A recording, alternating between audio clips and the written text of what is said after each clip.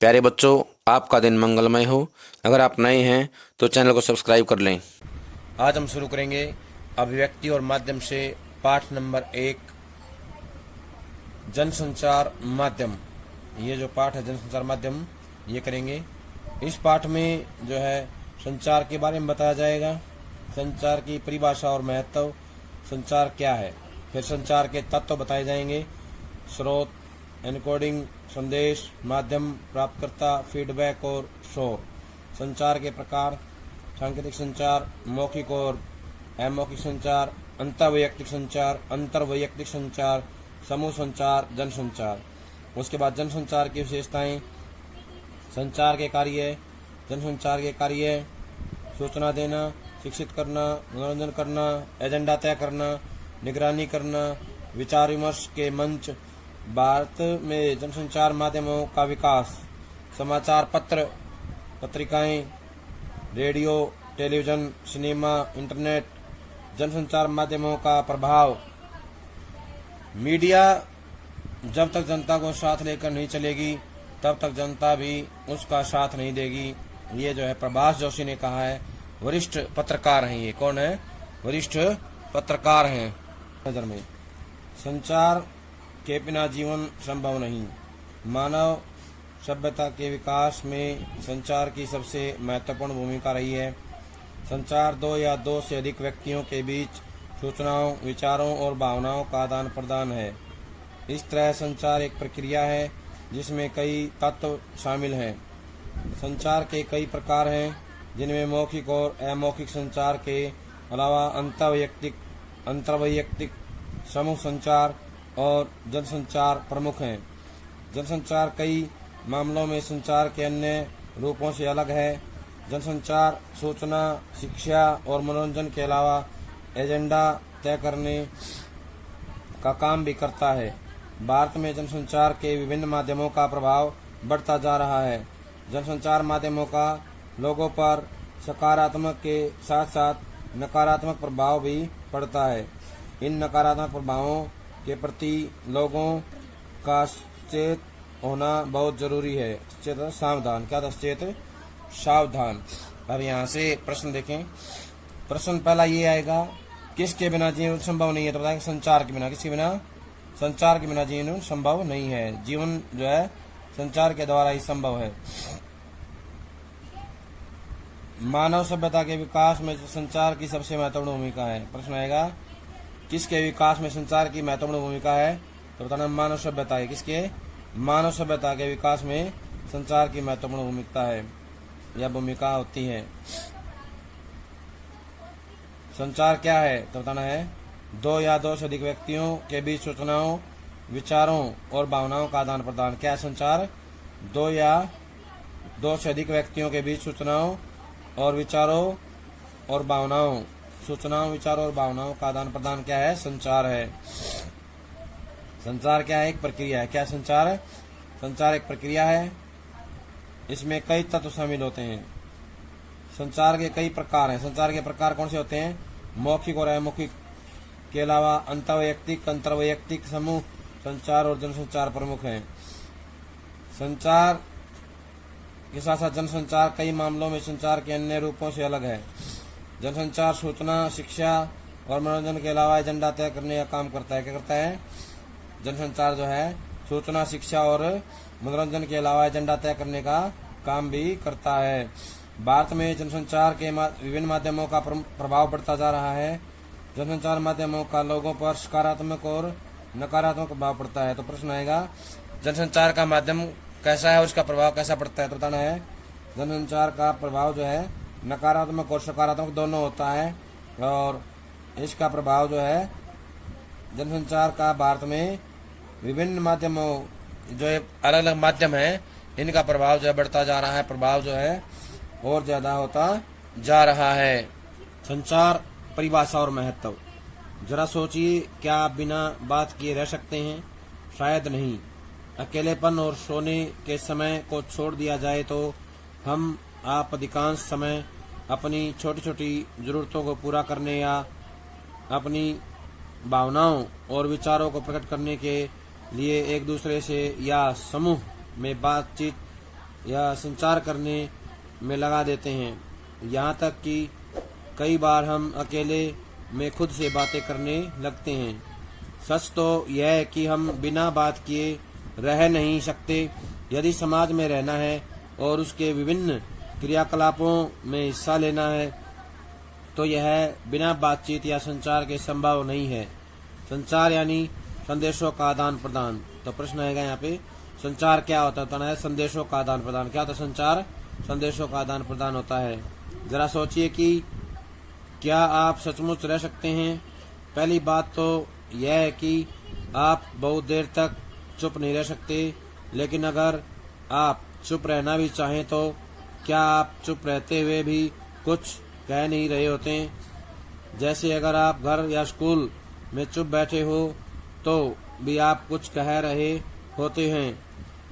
हो सकता है आप नाराज हों या फिर उदास हों या फिर कुछ सोच रहे हों। आपका कोई दोस्त आपको चुप बैठा देखकर पूछ सकता है, क्या आप किसी से नाराज हैं या किसी बात पर उदास हैं? इसका अर्थ ये हुआ कि जैसे आप कुछ कहकर संचार कर रहे होते हैं, उसी तरह कुछ न कहकर भी संचार कर रहे होते हैं। कहने का आशय है कि मनुष्य बिना बोले भी कुछ ना कुछ कहता रहता है, इसे ही संचार कहते हैं। हम चाहें या न चाहें, अपने दैनिक जीवन में हम संचार के बिना नहीं रह सकते। वास्तव में संचार जीवन की निशानी है। किसकी निशानी है? जीवन की निशानी। प्रश्न आएगा, जीवन की निशानी किसे कहा गया है? संचार को। किसे कहा गया है? संचार को। मनुष्य जब तक जीवित है वह संचार करता रहता है। यहाँ तक कि एक बच्चा भी संचार के बिना नहीं रह सकता। वह रोकर या चिल्लाकर अपनी माँ का ध्यान अपनी ओर खींचता है। एक तरह से संचार खत्म होने का अर्थ है मृत्यु। वैसे तो प्रकृति में सभी जीव संचार करते हैं, लेकिन मनुष्य की संचार करने की क्षमता और कौशल सबसे बेहतर है।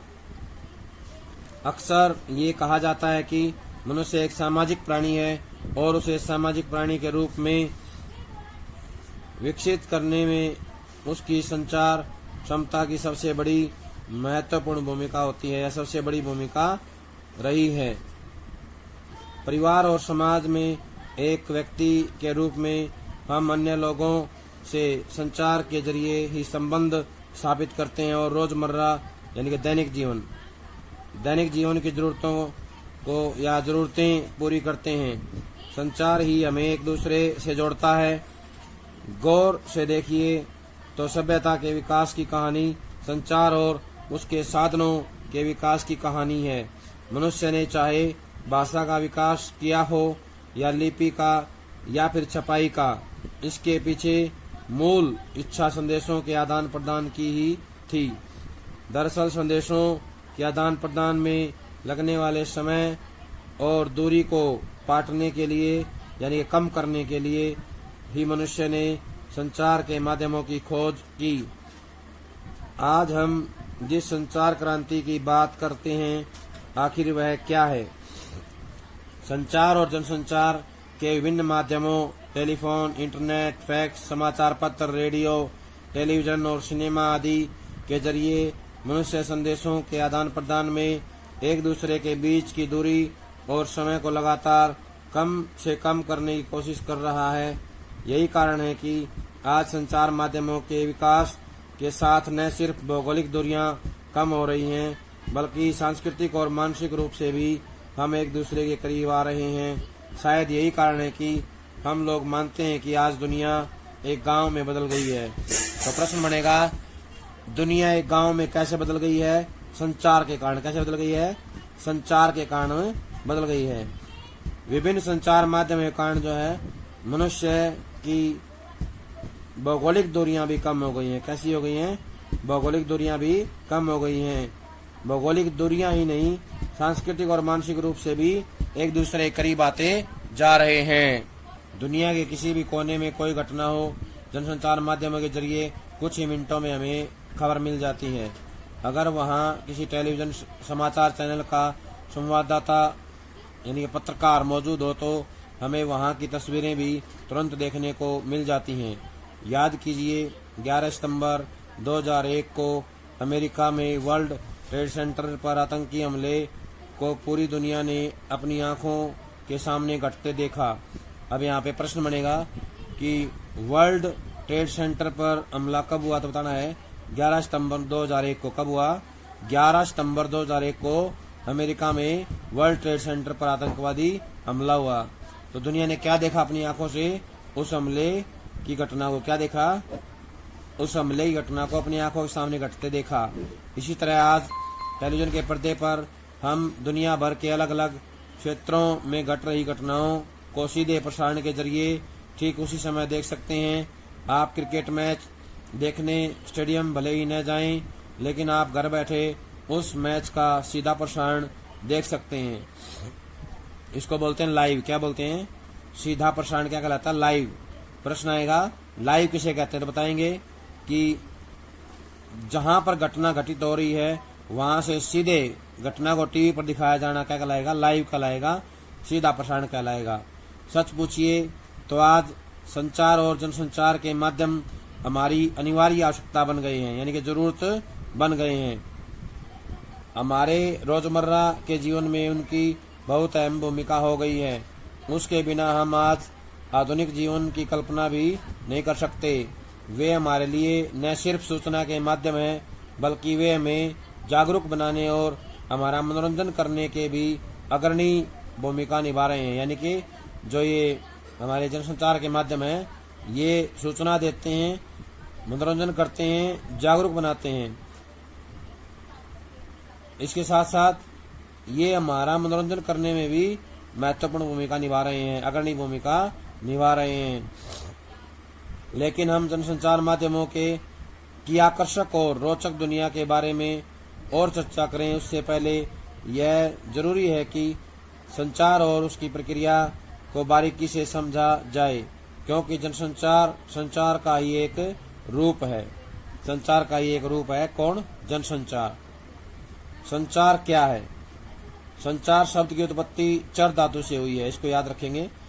प्रश्न आएगा संचार शब्द की उत्पत्ति किससे हुई है, तो बताना चर धातु से। किससे हुई है? चर धातु से, जिसका अर्थ है चलना। तो चर का मतलब होता है चलना, या एक स्थान से दूसरे स्थान तक पहुंचना। आपने विज्ञान में ताप संचार के बारे में पढ़ा होगा कि कैसे गर्मी एक बिंदु से दूसरे बिंदु तक पहुंचती है। इसी तरह टेलीफोन के तार या बेतार के जरिए मौखिक या लिखित संदेश को एक जगह से दूसरी जगह भेजने को भी संचार ही कहा जाता है। लेकिन हम यहाँ जिस संचार की बात कर रहे हैं उससे हमारा तात्पर्य दो या दो से अधिक व्यक्तियों के बीच सूचनाओं, विचारों और भावनाओं का आदान प्रदान है। मशहूर संचार शास्त्री विल्बर श्रैम ने संचार अनुभव की साझेदारी है कहा है। तो प्रश्न आएगा मशहूर संचार शास्त्री विल्बर श्रैम ने क्या कहा है, तो बताना है संचार अनुभवों की साझेदारी है। क्या है? संचार अनुभवों की साझेदारी है। प्रश्न ये भी आएगा संचार अनुभवों की साझेदारी है, ये बात किसने कही है, तो बताना है मशहूर संचार शास्त्री विल्बर श्रैम ने। किसने? विल्बर श्रैम ने ये कहा है संचार अनुभवों की साझेदारी है। ये महत्वपूर्ण क्वेश्चन है, याद कर लेंगे। दरअसल एक दूसरे से संचार करते समय हम अपने अनुभवों को ही एक दूसरे से बांटते हैं, लेकिन संचार सिर्फ दो व्यक्तियों तक सीमित बड़ी घटना नहीं है। संचार के तहत सिर्फ दो या उससे अधिक व्यक्तियों में ही नहीं, लाखों हजारों लाखों लोगों के बीच होने वाले जनसंचार तक को शामिल किया जाता है। इस प्रकार सूचनाओं, विचारों और भावनाओं को लिखित, मौखिक या दृश्य श्रव्य माध्यमों के जरिए सफलतापूर्वक एक जगह से दूसरी जगह पहुंचाना ही संचार है, और इस प्रक्रिया को अंजाम देने में मदद करने वाले तरीके संचार माध्यम कहलाते हैं। यानी कि जो हमारे माध्यम हैं जिनके द्वारा हम अपनी बात को पहुंचाते हैं, अपने विचारों को, भावनाओं को, सूचनाओं को पहुंचाते हैं, उन्हें क्या कहते हैं? संचार के माध्यम। क्या कहलाते हैं? संचार के माध्यम कहा जाता है। इस तरह हमने देखा कि संचार एक घटना के बजाय प्रक्रिया है। संचार क्या है? एक प्रक्रिया है, एक ऐसी जीवंत प्रक्रिया जिसमें सूचना देने और पाने वाले की सक्रिय भागीदारी जरूरी है। यदि सूचना पाने वाला और देने वाला दोनों जो है सक्रिय होने चाहिए। दोनों की सक्रिय भागीदारी से ही यह प्रक्रिया पूरी होती है। अगर दोनों में से कोई संचार के लिए अनिच्छुक है तो संचार प्रक्रिया का आगे बढ़ना मुश्किल है। यानी कि अनिच्छुक होता है इच्छा न होना। इस अर्थ में संचार अंतरक्रियात्मक प्रक्रिया है। इंटरएक्टिव क्या है? इंटरएक्टिव जो है प्रक्रिया है, अंतरक्रियात्मक जो है प्रक्रिया है। संचार के तत्व, जब हम कहते हैं कि संचार एक प्रक्रिया है तो इसका एक अर्थ यह भी होता है कि इस प्रक्रिया में कई चरण या तत्व शामिल हैं। संचार की प्रक्रिया में भी कई तत्व शामिल हैं। इनमें से कुछ प्रमुख तत्वों की हम यहाँ सिलसिलेवार चर्चा करेंगे। सिलसिलेवार होता है क्रमबद्ध रूप से। संचार प्रक्रिया की शुरुआत स्रोत या संचारक से होती है। किसे होती है? स्रोत या संचारक से होती है। पहला जो स्टेप है, पहला जो काम है वो है स्रोत या संचारक। जब स्रोत या संचारक एक उद्देश्य के साथ अपने किसी विचार, संदेश या भावना को किसी और तक पहुंचाना चाहता है तो संचार प्रक्रिया की शुरुआत होती है। यानी पहला स्टेप है, शुरुआत है उसकी, स्रोत या संचारक। जैसे आप स्वयं को स्रोत या संचारक मान लें। आपको इतिहास की एक किताब चाहिए, लेकिन इसके लिए आपको अपनी कक्षा के एक मित्र से आग्रह करना पड़ेगा। इस तरह जैसे ही आप किताब मांगने की सोचते हैं, संचार की प्रक्रिया शुरू हो जाती है। जाहिर है कि किताब मांगने के लिए आप अपने मित्र से बातचीत करेंगे या उसे लिखकर संदेश भेजेंगे।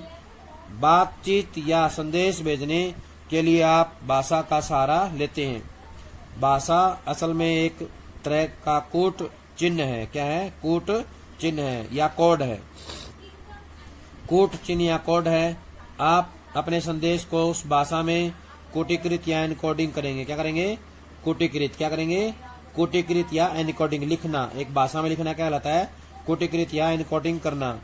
यह संचार की प्रक्रिया का दूसरा चरण है, दूसरा स्टेप है ये, कूटीकृत या एनकोडिंग।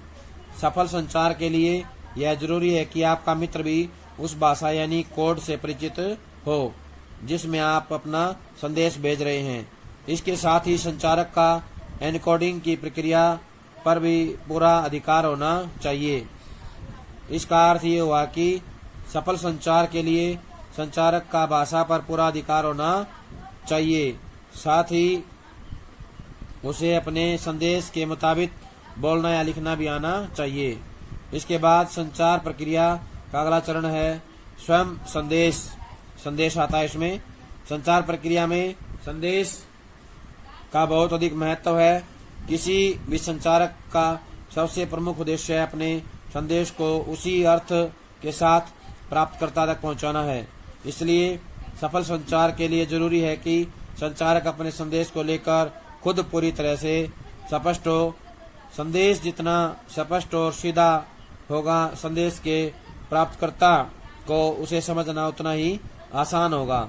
लेकिन संदेश को किसी माध्यम के जरिए यानी कि चैनल के जरिए प्राप्तकर्ता तक पहुंचाना होता है। जैसे हमारे बोले हुए शब्द ध्वनि तरंगों के जरिए प्राप्तकर्ता तक पहुंचते हैं, जबकि दृश्य संदेश प्रकाश तरंगों के जरिए, इसी तरह वायु तरंगों के जरिए भी संदेश पहुंचते हैं। जैसे खाने की खुशबू हम तक वायु तरंगों के जरिए पहुंचती है, स्पर्श या छूना भी एक तरह का माध्यम है। इसी तरह टेलीफोन, समाचार पत्र, रेडियो, टेलीविजन, इंटरनेट और फिल्म आदि विभिन्न माध्यमों के जरिए भी संदेश प्राप्तकर्ता तक पहुंचाया जाता है। प्राप्तकर्ता यानी रिसीवर जो संदेश को प्राप्त करेगा। प्राप्त संदेश का कोट वाचन यानी उसकी डिकोडिंग करता है। यानी कि जिसने प्राप्त करता है वो संदेश क्या करेगा? डिकोडिंग करेगा, उसका अर्थ को समझेगा। डिकोडिंग का अर्थ है प्राप्त संदेश में निहित अर्थ को समझने की कोशिश करना। यह एक तरह से एनकोडिंग की उल्टी प्रक्रिया है। क्या है? एनकोडिंग की उल्टी प्रक्रिया डिकोडिंग है। एनकोडिंग होता है लिखना, भाषा में लिखना, और डिकोडिंग होता है लिखे हुए अर्थ को समझना। प्यारे बच्चों, आज जो काम करवाया गया है सभी इसको अच्छे से समझ करके कॉपी में लिखकर याद करें। सभी का बहुत बहुत धन्यवाद।